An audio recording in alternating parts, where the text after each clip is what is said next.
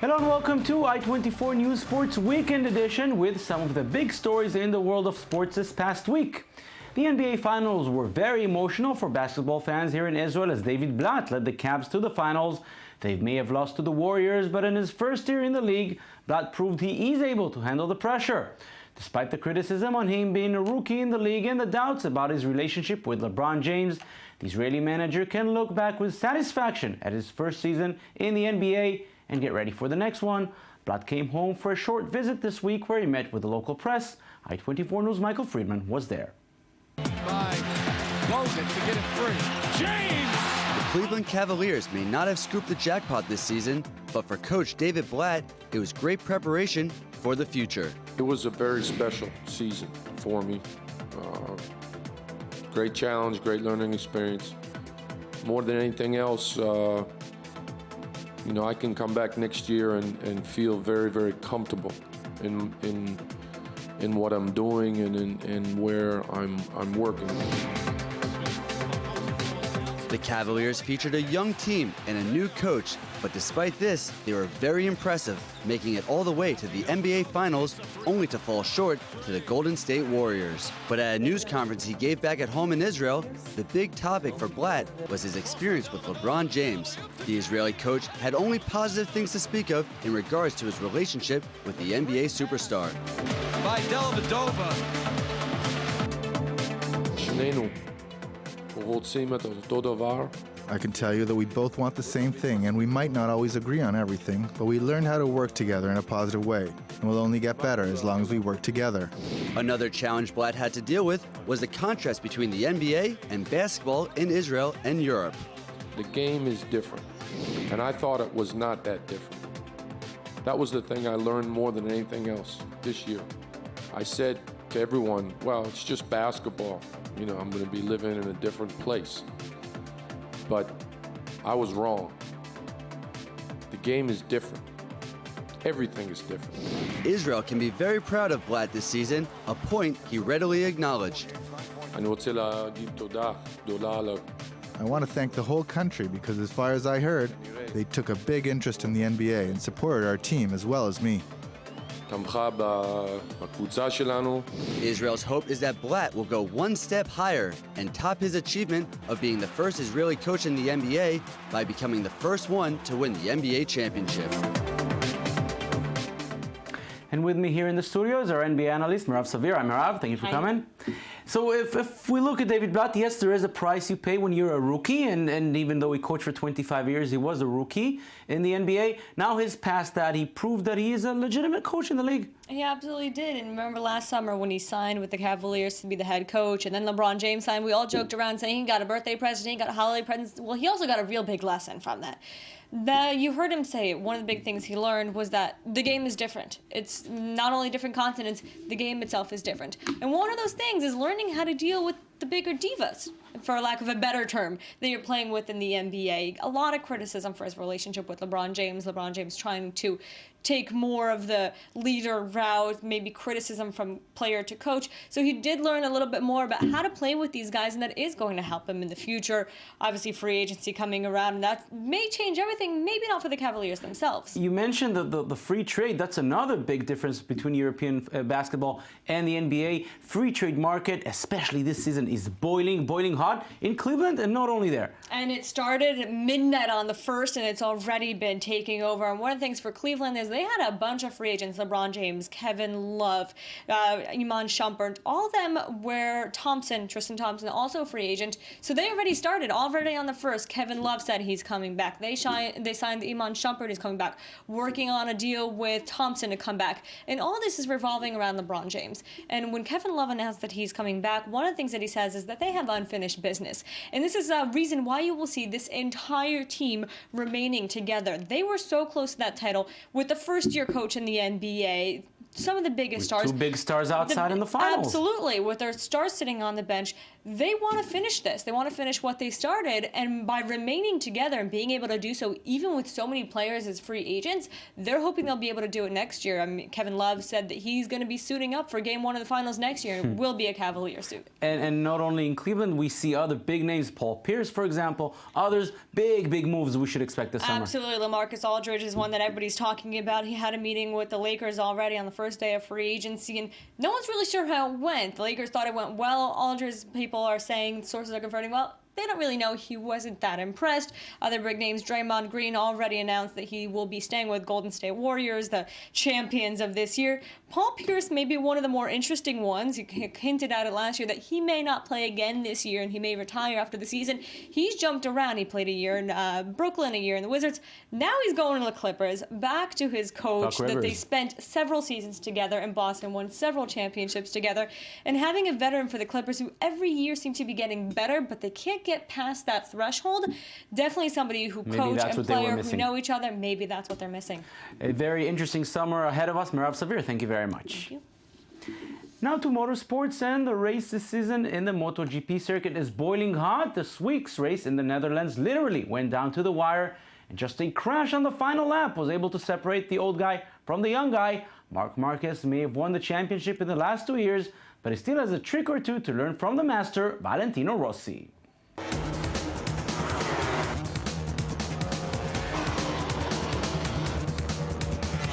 The MotoGP circuit came to the Netherlands with the top riders around the world to face off. Valentino Rossi broke the lap record at the Assen track to take pole position, which was key for the Italian. The 36-year-old, 9-time world champion clocked a remarkable 1 minute and 32.627 seconds around the 4.5-kilometer Dutch track. Yes, I think that it's very important start well. I start well from yesterday, from the first practice. I feel good with the bike. I start with a good setting, base setting. And, today is important because I want to try to start more in front. Rossi started the race at pole position and battled world champion Marc Marquez. The two riders were neck and neck all throughout the dramatic race, going back and forth, taking the lead. As they reached the final corner, the drivers clashed, providing Rossi with a chance to ride through the finish line and beat the Spaniard.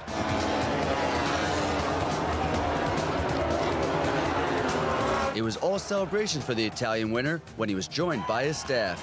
Oh, I know that with him it's always difficult on the last lap, so I try to play all my card, and I did the two last laps very strong. And after Mark tried to entry in the chicane, but I was already into the corner and touched me, and I have to cut. So 25 points, very important, but especially a great victory here in Assen. Rossi now extended his championship lead to 10 points and will look to continue his success at the next Moto Grand Prix in Germany. The most prestigious cycling event in the world, the famous Tour de France, begins this weekend. Most of the big riders are training for the race in Europe, in conditions similar to those expected in the Alps and the Pyrenees, but there are those who choose to train somewhere else. Nairo Quintana is hoping to be the first rider to bring the yellow jersey back to South America, and he thinks his best chances are if he trains just by the house where he grew up, in the Colombian Andes. These mountains have no secrets for Nairo Quintana, one of the favorites to win this year's Tour de France with Spain's Movistar team. It was here, in the Colombian Andes, where the climbing specialist began his career as a cyclist. Even though most of his competitors train in Europe, the 25-year-old has returned home to train, hoping to become the first Latin American winner of the prestigious French title. I don't train over there because that would mean being far from home all year long. And here I'm with my family in high altitude and preparing very well. This is the advantage of being here.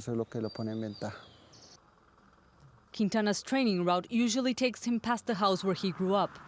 Born in a family of farmers, he learned to cycle to be able to ride 17 kilometers back and forth to go to school, so his father could save some money on his and his siblings' bus fare. Their dad said it was a bit complicated to send them all to school and pay for their round trip. So he asked if they could help with the bike and take turns to reduce his expenses a bit.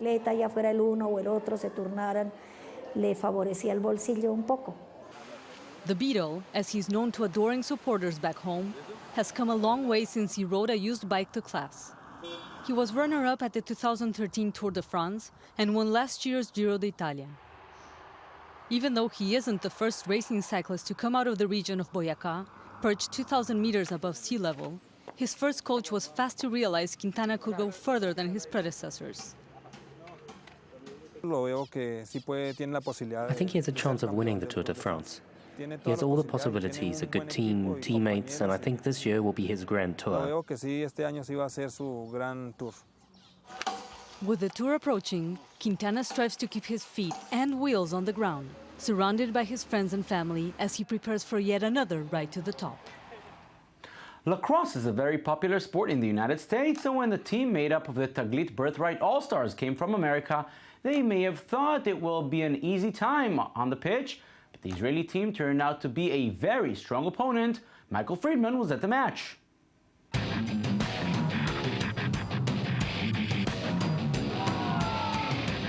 Lacrosse, a sport which is spreading quickly in North America, is finding its way in Israel.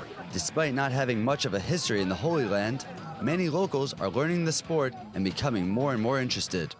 We're now here in Ashkelon, where the men and women's Israeli teams are facing off against the Taglit Birthright All-Stars. All the players are looking to promote the sport and unite all the people through lacrosse. Take a look.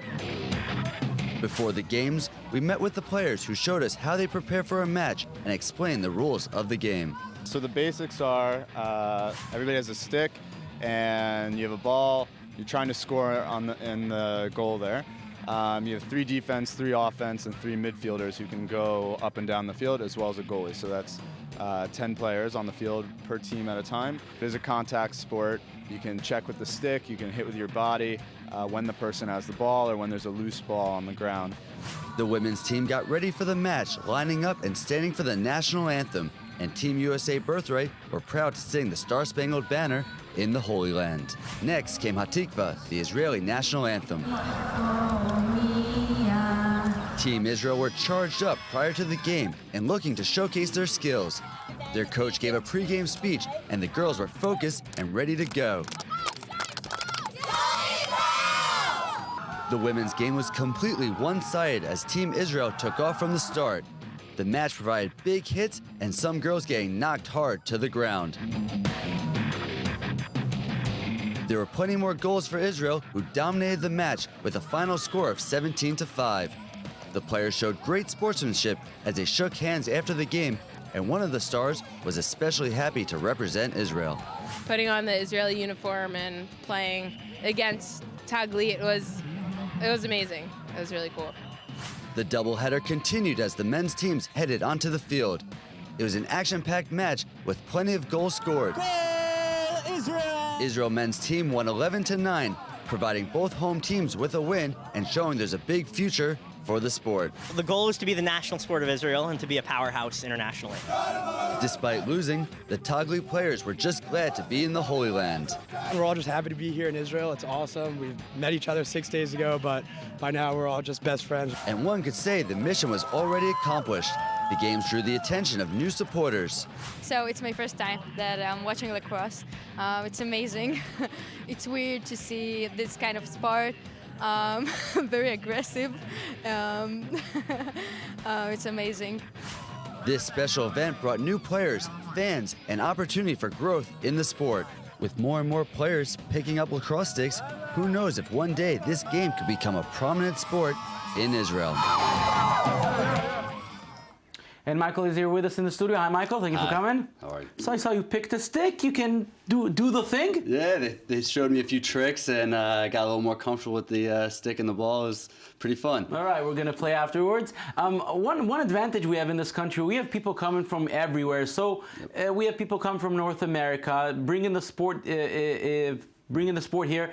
They are the first to do it, and then local people get involved as well. Yeah, it's fantastic. With new immigrants from all around the world, they bring the sports that they love. Lacrosse, 4 years ago, no one even knew anything about it, and now there's about 700 players in the country playing. So it's a great opportunity, and the women's team, you know, they're having to represent themselves in next month in Europe. So the sport's getting bigger and growing, and more popularity through each game. And the most important thing, we saw kids in the stands. Yes. That's where you get your next generation of fans. That's how it starts. And that's the goal.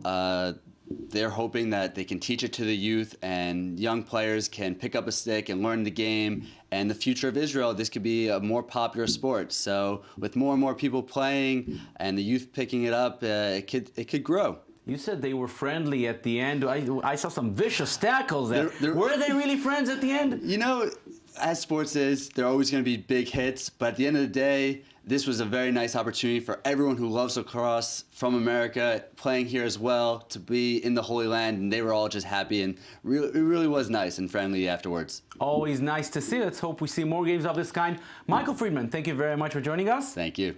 And that's it for this weekend edition. Don't forget, you can watch this and every other show on our website at i24news.tv. We are also on Facebook and on Twitter. Thank you for watching, and enjoy the rest of your weekend. Bye-bye.